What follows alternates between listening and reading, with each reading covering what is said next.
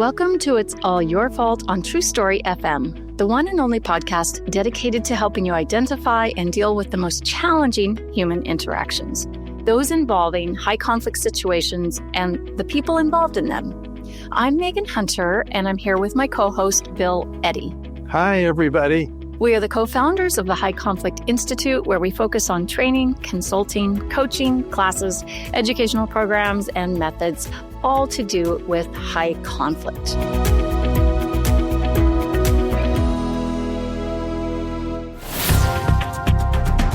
So today, Bill, we're going to talk about anger, but first I thought I'd ask how your weekend went.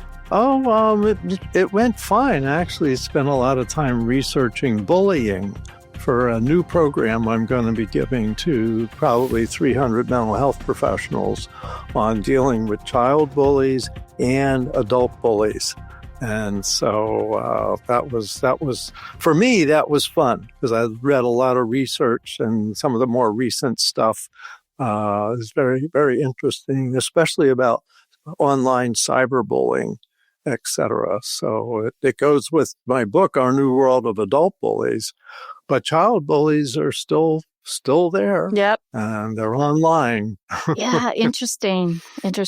I didn't do any research. Yeah, I was going to say, how was your weekend? Well, as you can tell by my hair, it's not fixed today. And that's because I went to the sand dunes over the weekend and, kind of slept in a tent type of deal. So it was pretty messy, but I would normally still fix my hair, but I had a little accident in a side-by-side, kind of a bigger version of a four-wheeler. Took a nosedive down into the sand off of a little cliff. So kind of the biggest jolt I've ever had on my neck. So I'm really stiff and I don't feel like fixing my hair with a stiff neck. Yeah, take it easy. Easy on your neck. You're going to need it for a long, long time. Well, Bill, that's a very good point, because what I decided after that was no more of that kind of stuff. It's just too, your spine, your neck, your everything is just way too important. And I don't want to be in pain, nor do I want to be diverted from doing my career and my life in any way, and it's just, those things are really precious. So no more of that. Yep. But well, I'm glad you had fun until then. Yeah, it was fun. And we still even had fun after then. So it was all good. All good. But I didn't do any research on bullies, but interesting that you did. And I mean, I would think there's a lot of tie into anger and bullying, particularly not just for the bully, but even more so maybe for the person who is being bullied, because that anger and resentment is going to build up, right? Yep. And that's part of the issue. Everyone gets angry, but what they do with it is the big question. And there's a lot of helpless anger that bullied people express that doesn't help them. So I'm looking forward to today's discussion. Helpless anger. Interesting. Okay. So last year, a piece of research came out of Ohio State University, and it was a meta-analysis of over 154 studies involving more than 10,000 participants.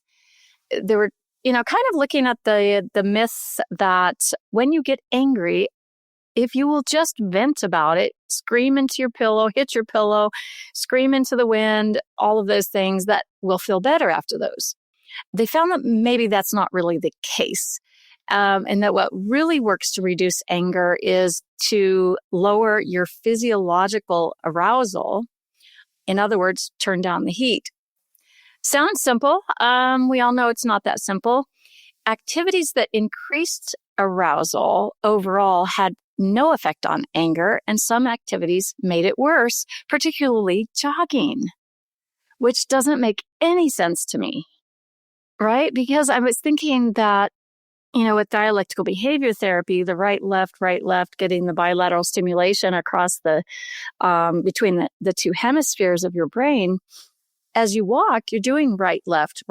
Your eyes are going right, then left, and your hands are, your arms are moving, your legs are moving.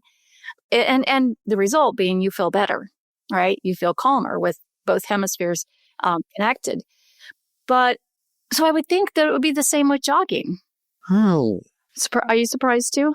I am totally surprised, because I recommend to people go for a walk maybe even go for a run is kind of use up that upset energy. You've got the cortisol flowing in the body and the adrenaline. And I had understood that some degree of physical activity was good for draining off those chemicals. So this is very good to know. And that was only one solution, but I now will take that off my list. Well, I don't know. We'll have to dig a little deeper, Bill, because it's surprising, really surprising to me.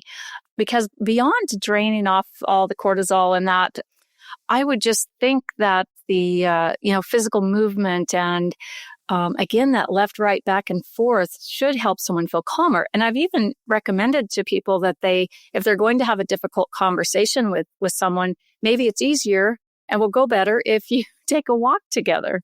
So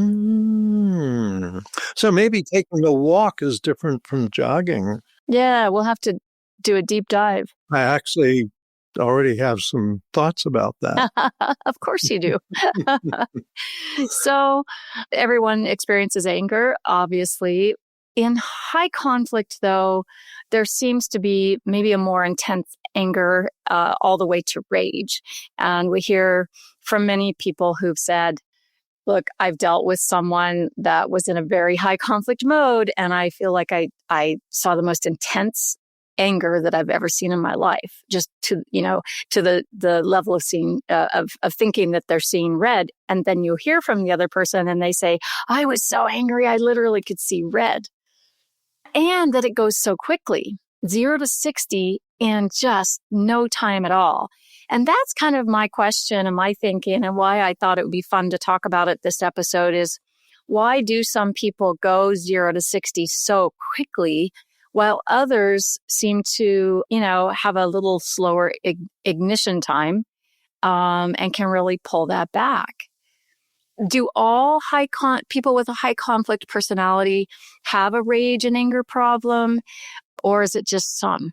I think it's some. And we think of kind of 5 types of high conflict personalities that correspond with 5 of the 10 personality disorders. And there's so much information and knowledge about this, it's helpful. But keep in mind, not everybody with the personality disorders is a high conflict person, preoccupied with blaming others. But let's take 3, for example. So borderline personality disorder, that's one of the characteristics, is a difficulty regulating moods, wide mood swings, sudden and intense anger or rage. And often mental health professionals talk about borderline rage as something that we've all seen when someone just went off, like you said, 0 to 60. So that's not unusual with someone who's a high conflict person and has borderline personality traits, that you probably will see the rage and it probably will be directed at you at one point or another. Another one of the personalities, antisocial personality. By the way, I might mention borderline and antisocial are predictive for domestic violence. There's a higher incidence of domestic violence from these 2 personality disorders. And I think what we're going to talk about today correlates with that, because the rage turns into physical abuse. And if people can calm the rage, they may be able to protect from the physical abuse. But antisocial is more calculated. And so you might see a rage that they decide, okay, now it's time to turn on rage and I'm really going to scare this person, rather than that they can't control it, that they can turn it on, turn it off. So it's more conscious. More conscious. More conscious with the antisocial, and with the borderline, it's just total emotional dysregulation and not able to, they don't know it's happening. They're not planning on it. It just happens so quickly before their brain even knows it's happening. Right. It's just so fast. Let me mention also narcissistic personality. And there's two types here. A lot of people don't realize that. One is the vulnerable narcissist who is real sensitive to criticism and such. And narcissists don't like criticism because they see themselves as superior. And so they'll go into a narcissistic rage like a borderline rage. They're kind of similar. It just takes over. And they'll talk about that. This just took over. Whereas the grandiose narcissist is more like the antisocial and not as vulnerable, and may go, I wonder if I'm going to use anger right now, just to belittle the person and teach them a lesson, and may not have that loss of self-control over it. So these three kind of personalities have two different ways of dealing with rage, but rage is common with them. And as I said, with borderline antisocial is actually the domestic violence. So finding ways, what's really encouraging about borderline is that they can learn to manage this. Programs like dialectical behavior therapy and such teach them distress tolerance and ability to calm themselves, including meditation and things like that.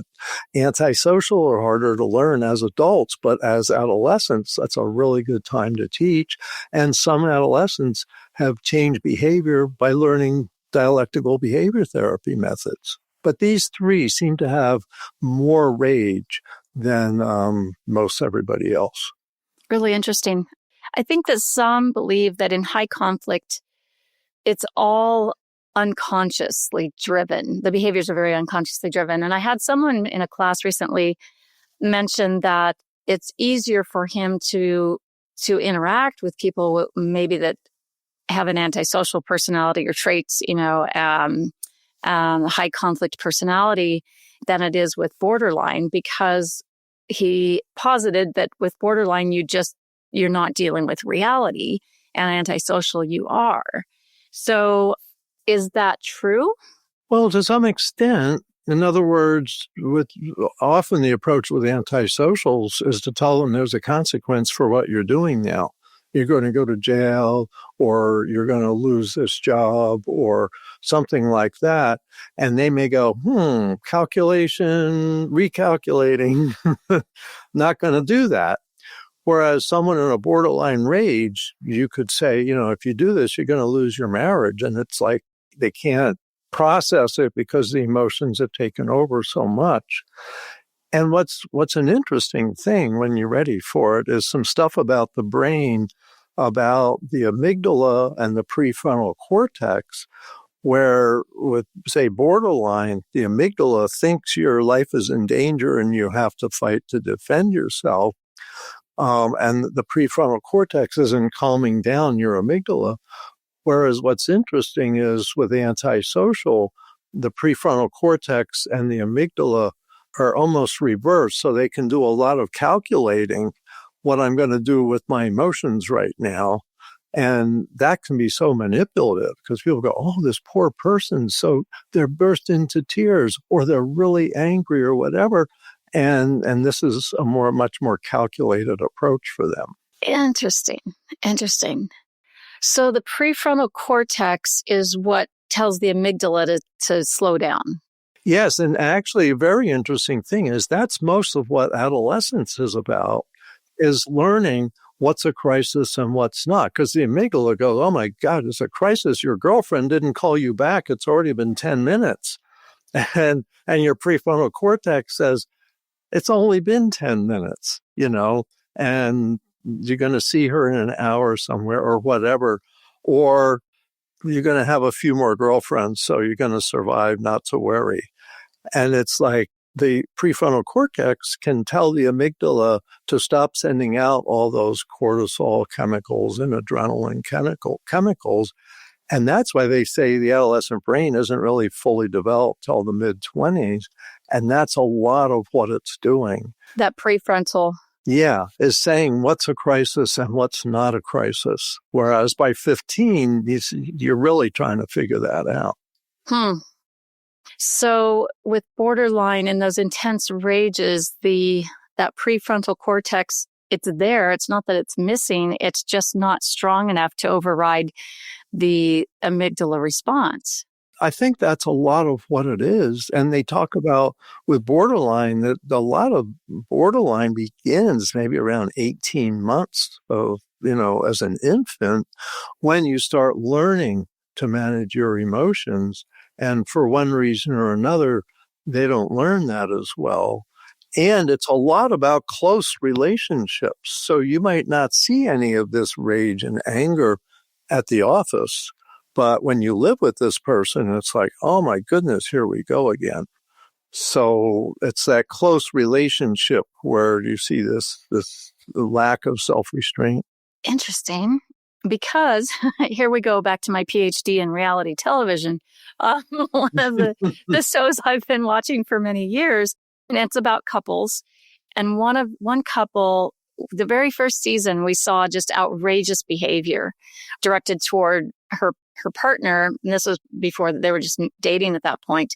But, just screaming, raging, throwing things at him and all of that. And then they got married, as you do. Yep. Here we are a few years later, and it seems she's appeared to be able to manage it in front of the cameras better, right? Kind of in a performance setting. What he's saying is that behind the scenes, things are horrible. When they're at home, his life is hell. Uh-huh. But, the other people on the TV show and what I've read about it online is, there's this perception that he's the bad guy because he doesn't seem to want to be intimate with his wife. And she's this really hot babe. And, he's not that attractive of a guy. So they're like, you've got a really hot girl. What are you doing? What are you punishing her? What's the problem? And he's like, you don't understand what my life is like at home. The ups and the downs and the rage and the insults and the put downs. And so I'm not saying that it's, I'm not diagnosing anyone, with borderline or anything else. But it seems really interesting, like you said, Bill, it's at home because it's that close relationship and that brain just can't get a grip on that. And it's like the brain is saying, you're not close enough to me. You're not doing enough for me. And there's this kind of big empty hole that can't be filled by that person, but they think it can. So then they think that person's always failing because they can't ever feel the need. Right. And then they get mad. Yes, exactly. Well, a lot of this is early childhood, first 5-6 years. And if a child isn't taught self-regulation or is abused or has an insecure attachment with their parent, they may not learn this emotional self-regulation, which you mostly learn by mirroring your parents and how they manage stress. And so if your parents aren't managing stress, you're not going to learn how to do that. But also, this is learning close relationships. We learn that in the first 5 or 6 years of life. Going to school, being a teenager, getting a job, all that stuff is a different level, and it's not as personal. But in close relationships, it's really personal, and that's where this shows up, that they never learned it. And that's why what's exciting, especially with people with borderline traits, is dialectical behavior therapy, some of the other cognitive behavioral therapies, where they learn the self-restraint and self-management, which makes their life so much happier, that they didn't learn in their first 5 or 6 years, either because of just not great parenting, or maybe biological tendencies. Some people have great parents, but still lack this piece. So there's hope, in other words. Yeah. So this same study, a few highlights from it. Of all of the negative emotions, anger is the one people have the most difficulty regulating. So if in general, that anger is the most difficult one for everyone, just imagine what it's like with someone who, kind of has it at a traits or disorder level and really can't manage it. And I bring this up because I think it helps us to not judge and demonize someone that has really intense anger and rage. You just have to understand them and use a skill to help calm them. Activities that decrease arousal, anger arousal, according to the study, breathing, meditating, counting, those kind of things, I think really do decrease arousal. But for someone who struggles with a traits of one of these 5 personality disorders or high conflict personality, it's different, right? They're going to have a much harder time. Just so don't tell someone, well, you just need to breathe. You just need to calm down, because it's so intense. And like you said, this is primitive, and it's crisis. Feels like crisis in some, to a level of complete fight or flight. And that is powerful. Well, let me say something. I want to say something about the high conflict personalities and why they have difficulty with this. Because the high conflict personalities are preoccupied with blaming others. And because of that, they're not working on themselves. So in other words, people with borderline personality disorder that aren't high conflict people may go into DBT, dialectical behavior therapy, and be really interested in learning, how do I manage myself and my relationships better? But the high conflict people, preoccupied with blame, don't work on themselves. And so that's why you may see over the years of a relationship absolutely no effort, and in fact justifying their rage, their venting. Well, look at what you did. You didn't put your socks away, so I have to teach you a lesson by raging at you. Or you came home 10 minutes late, so you must be having an affair, and so I have to rage at you. So that's the difference, I think, with high conflict personalities, is this preoccupation with blame shuts them off from learning. And that's sad. I see that in a lot of family court cases, even where people are ordered to take DBT and it doesn't take hold because they're high conflict people and preoccupied with blame. So I think that's one of the things, is helping people look at managing themselves. And one of the things we teach in the New Ways for Families method, and also New Ways for Work method, is giving yourself encouraging statements so you can calm yourself. But that's a cognitive technique. That's why I'm interested in this research. So go ahead. Yeah, well, I was looking at that article about jogging, and firstly, it says activities that increased arousal overall had no effect on anger, and some activities made it worse, particularly jogging. Activities that increased arousal were generally ineffective, but also produced a complex range of outcomes. Jogging was the most likely to increase anger, while physical education classes and playing ball sports had an arousal decreasing effect, suggesting to the researchers that introducing an element of play into physical activity may at least increase positive emotions or counteract negative feelings. Now, that's interesting. Well, a thought you triggered for me is, and I'll come back to this, my workplace high conflict person favorite is Steve Jobs. And so, with the iPhone, iPad, and all that, highly successful, but he had a reputation in Silicon Valley for being a high conflict person. And one of the things that worked with him was going on a walk with him. And so I remember when he was ready to fire like a whole division of 200 people, a project wasn't going the way he wanted. And one of his management team says, Steve, let's go for a walk. And they go for a walk for an hour. And he loved to go on walks. And so that was a really effective thing. He came back and had a much more nuanced response to, here's what I want this division to do, rather than I'm firing everybody. So for him, walks seemed to help. But what you just said, making it a positive, connecting experience, maybe like play, that brings it down. That's fascinating. Mm-hmm. So PE classes and playing ball sports. Interesting. Yeah. And maybe walking. Oh, because jogging is probably by yourself. Generally, yeah. And PE classes and playing ball sports always involve other people. So maybe the connection piece. Maybe that's the key. If I think of like occasionally over the years, I've gone jogging when I was angry. And I remember going, I'm so angry. I am so angry. This person did such and such. And I don't remember, I mean, my vague recollection is just of exhaustion. Of talking to yourself or from running? Well, from the running and talking to myself too. But I can see that you can stay angry while you're jogging. Whereas if you're on a walk with someone or playing a ball game, that the anger may really quickly fade away because you're having a good time. That takes over. Interesting. Yep. Yeah, really. I learn something every time. I know. It's great. It's great. They sum that up by saying going for a run is good for your heart, but it is not good for managing anger.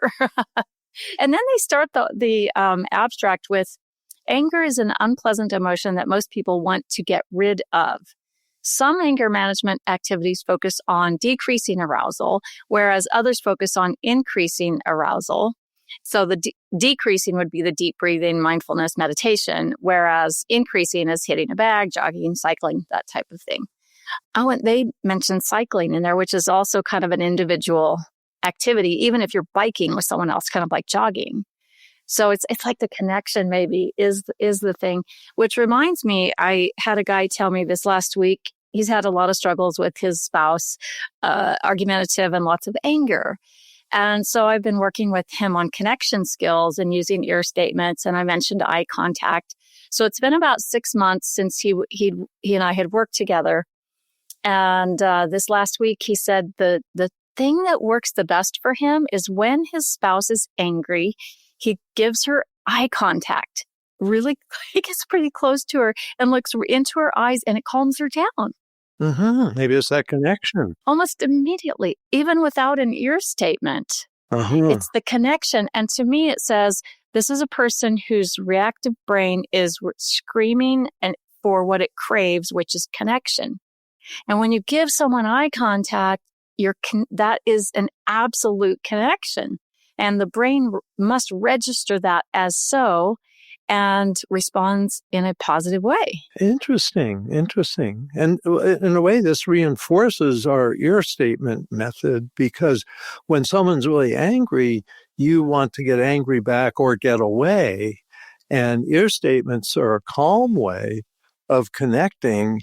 And usually within 30 seconds, they calm down 90% or more of people. But the eye contact piece, that's fascinating. That really helps. Also, another thing, and law enforcement does this a lot, is when they're dealing with a difficult person or maybe mentally ill person, someone who's seeming to be out of control, is to get their first name. What's your first name? Oh, okay. Yes. And then use that first name and say, I can see this is a hard time, Bill. Or, let's walk over here, Bill. Or, Bill, I think I can help you with this. And so using your first name, maybe that works because it's a connection. Yeah. Connection and attention. Because it seems that brain, the high conflict brain just wants, I need it to be all about me right now. Yeah. So if I'm looking in your eyes, if I'm saying your name, I'm making it all about you right now. And this may fit with the early childhood piece. If there's an insecure attachment with a parent and the child is feeling disconnected.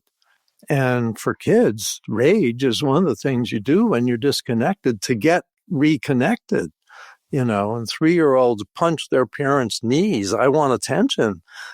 And it's like, and they get attention. It may be negative attention, but if they could just say, I want attention and get it, they probably wouldn't have learned that anger is what you need to do.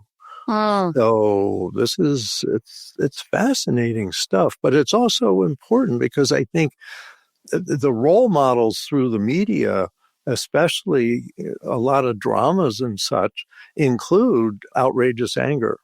And there's a moment at which someone just blasts another family member or a friend and storms out of a room.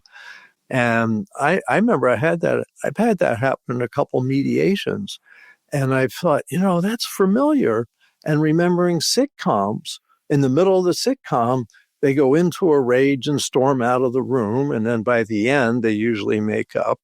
And it's not a good role model for society to have people doing this rage stuff so easily. And that shift from I'm angry to I'm enraged is very effective dramatically. But that's exactly what we want to teach people not to do. Uh-huh. So let's move on to a book you were recently reading when you were researching for your book, Our New World of Adult Bullies. I think it was called The Archaeology of the Mind. Yes. So what did you find in that? What I found was fascinating. They really talk about the mind as the lower mind, which we share with all mammals, and 7 emotional systems: fear, rage, caring, concern for people expressing panic or grief, so connecting with them. Play is one of them, which is interesting. Lust, of course, keep the species reproducing. And seeking. That's it. Whew. Nice work.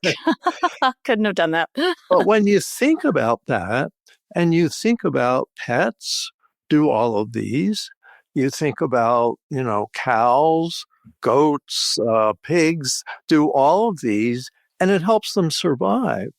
But what's different about humans, or is supposed to be different, is that we can manage our emotions. And we can have conflicting emotions. We can be really angry at someone we love. And Temple Grandin, the autistic woman who's brilliant, helped design farms, really animal Cattle husbandry. pens. Yep. Yeah. What she says is animals can only do one emotion at a time. And humans are unique that way because we can do several at a time. But she said, people with autism, or at least some people with autism, have one emotion at a time. And so that's why she's so able to work with animals effectively, because she can identify. I know, she gets them, she knows, and I remember seeing her crawl through the cattle chutes and stuff like that to see what do I feel when I'm doing that. And she was brilliant because she redesigned a lot of stuff because of that. But the main idea here is that we have a higher mind that can manage our emotions and channel them. So we can channel our anger into a work project and really getting something done, lifting something that maybe you couldn't do if you weren't angry. You get everyone together and we lift this, raise a house or something, building houses, things like that. So the thing is that we need to refine learning how our higher mind can manage our lower mind so that we can succeed in today's world, because you can't just get angry at your boss and keep your job like that. Yeah, and all the rage we see, on the highways as people drive, and anger at sports games, and now it's all kinds of things. A lot of unrestrained anger, and I think there's going to have to be a lot of calibration of that. There's got there's too much unrestrained anger. And going back to the cows, Bill, just for a second, having grown up on I know a farm, you know about them. so you learn so much when you grow up around animals. So my grandpa had Herefords, the breed of cattle called Herefords. They're red and white, and they're very docile. So during calving season, you could go up and tag, put a tag in the calf's ear right after it's born, give it its shot, vaccination, mess with it, whatever you need to do, like we do, when they're new. And the mom would just look over and go, okay, no problem. And you'd be fine. You did not have to fear the rage of the cow. And then Dad shifted to Black Angus cattle. And they are not like Herefords, let me tell you. They are the ragers. Oh my gosh. They're hyper protective of their calves. And so it's always a risk of life and limb when you're out tagging calves of a Black Angus mama, because they're just so, they start pawing the ground and they're suspicious and they're paranoid about you. They are going to protect that calf no matter what. So you might get tossed in the air or something. You got to be fast. You've got to be very fast and very cautious. So, I mean, and that goes to kind of the point of genetics, right? We all come from different, even with that we have high, a wise mind, a higher mind, and a lower mind. We're all born a little bit different. And I think genetically, some of us are going to pop off easier than others. And if that's you, you just have to know that about yourself. Don't beat yourself up about it, but do something about it. Figure out what your triggers are. There are many other impacts or instigators, I guess. And it could be, stress. It could be hormones. Hormones have a huge impact on anger and the inability to control it at different stages of life. I mean, there are lots of other things that come into play, maybe medications you're taking or, things like that. So it's something that, like, anger is normal. It is a part of our whole range of emotions, but not managing it is not okay. Exactly. We live in a world where you can't just do that. Like you said, just pop off on somebody. I really like what you're saying, and I really agree that we're all born different. And this is one area, because a lot of the research, like on antisocial personality disorder, says it's significantly genetic, that a lot of people are born with those tendencies, and possibly borderline as well. There's people that have these issues and come from families with really mellow parents and everything's loving and friendly, and they go into rages as a child. And it's like, this didn't come from this mom and dad. They're not mirroring this mom and dad, but learning about that has helped them so much, learning they can manage their emotions. And like we teach in New Ways for Families, give yourself encouraging statements. And in a way, you're kind of connecting that way with yourself. You say, people love you, or I can get through this. I've gotten through things before. And you can calm yourself and maybe represent that connection is, my children love me. And even though right now they're angry at me, it doesn't mean I'm doing anything wrong. I'm setting limits and they're angry about it. So I think what you tell yourself is, to me, always been one of the biggest ways to calm anger and redirect it. But I'm excited to learn about what physically helps and what physically doesn't help. Yeah, maybe we'll talk about that a bit more next week as well.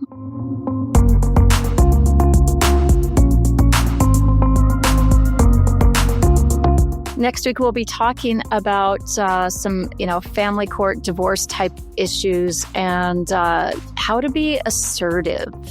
We were just talking, you and I last week, Bill, about this, and I learned some new things about it, being assertive. And it's changing the way I'm presenting information and in my training. So thank you for that. So we'll be talking about that next week. In the meantime, send your questions to podcast@highconflictinstitute.com or submit them to highconflictinstitute.com/podcast. Until then, keep learning and practicing. Be kind to yourself, to others, while we all try to keep the conflict small and find the missing piece. It's All Your Fault is a production of True Story FM. Engineering by Andy Nelson. Music by Wolf Samuels, John Coggins, and Ziv Moran. Find the show notes, and transcripts at truestory.fm or highconflictinstitute.com/podcast. If your podcast app allows ratings and reviews, please consider doing that for our show.